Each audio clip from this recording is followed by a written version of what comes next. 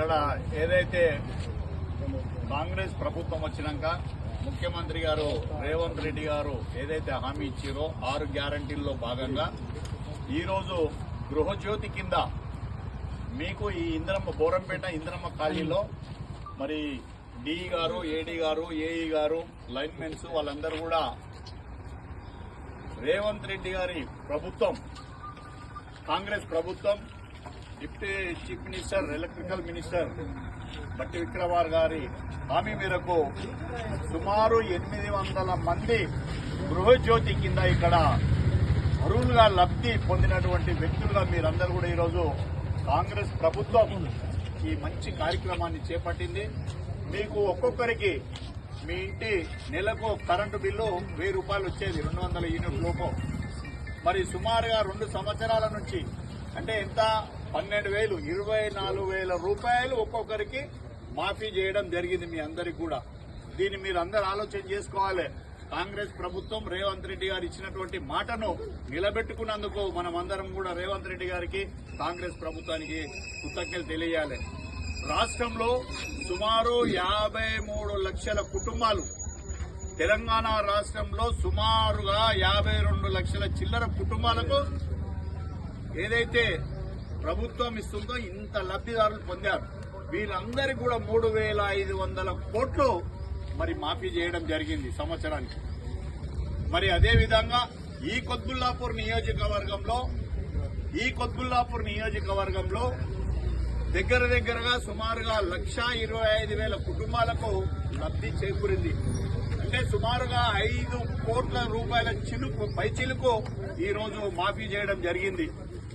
అంటే మనమందరం కూడా ఆలోచన చేయాలి. కాంగ్రెస్ పార్టీ రేవంత్ రెడ్డి గారు మాట ఇస్తే మడమ తప్పకుండా ఈ రోజు ఈ కార్యక్రమాలను చేస్తా ఉన్నారు. కాబట్టి మీరందరూ కూడా దయచేసి రాబోయే రోజులలో మీరందరూ కూడా రేవంత్ రెడ్డి గారి నాయకత్వాన్ని బలపరచాల్సిందిగా కోరుకుంటూ, నాతో పాటు ఇక్కడ విచ్చేసినటువంటి మరి గ్రంథాలయం మేడ్చల్ మల్కాజ్గిరి జిల్లా చైర్మన్ అయినటువంటి బొంగునూరి శ్రీనివాసరెడ్డి గారు,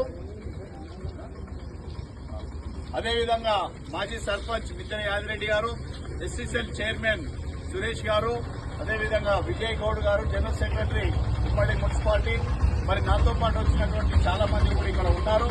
మరి అదేవిధంగా తేజారెడ్డి, మరి అందరూ కూడా ముఖ్యంగా ఈ ఇందిరమ్మ కాలనీలోనే మీకు తెలిసి ఇలా ఇందిరమ్మ ఇక్కడ ఉంది అని అంటే కాంగ్రెస్ ప్రభుత్వం, రాజశేఖర్ రెడ్డి గారు అప్పుడు ముఖ్యమంత్రిగా ఉన్నప్పుడు సుమారు ఇక్కడ 6,000 కుటుంబాలు నివసించే విధంగా మరి ఈ యొక్క ఇందిరమ్మ ఇండ్లు ఇవ్వడం జరిగింది. మరి అదేవిధంగా కాంగ్రెస్ ప్రభుత్వం అంటేనే పేదల ప్రభుత్వం, పేదల పక్షపాతిగా ఉంటుందని చెప్పి ఈ సందర్భంగా తెలియజేస్తూ, అదేవిధంగా ఇక్కడ సబ్ స్టేషన్ ప్రాబ్లం చాలా పెద్ద ఎత్తున ఉంది. ఎందుకంటే 60 గజాలు కూడా కాంగ్రెస్ ప్రభుత్వంలోనే 60 గజాలు కూడా 1000 పట్టాలు ఇప్పించినటువంటి ఘనత కాంగ్రెస్ పార్టీది ఇక్కడ. ఎందుకంటే ఇక్కడ అందరూ కూడా 60 గజాల చొప్పున ఉన్నారంటే ఇలా చాలా మంది పేదోళ్ళు ఉన్నారు. ఈ పేదోళ్ళకు కూడా సన్న బియ్యం ఇస్తున్నాం. ఇలా రేషన్ కార్డులు ఇంతకుముందు ప్రభుత్వం ఇయ్యలే, ఈసారి తెల్ల రేషన్ కార్డులు ఇస్తా ఉన్నాం. మరి ఇవన్నీ కూడా ప్రభుత్వం చేస్తుంది. కాబట్టి మీరు అందరికి సన్న బియ్యం వస్తున్నాయి కదా, మీరు అందరు తీసుకుంటారు కదా, రేషన్ కార్డులు కూడా అప్లై చేసి అందరూ చేస్తే అందరికీ వస్తాయి తెల్ల రేషన్ కార్డులు. కాబట్టి మరి అదేవిధంగా ఇక్కడ ఏదైతే సబ్ స్టేషన్ సంబంధించినటువంటి చాలా పెద్ద సమస్య ఉందని చెప్పి డి గారు, ఏడీ గారు చెప్తా ఉన్నారు.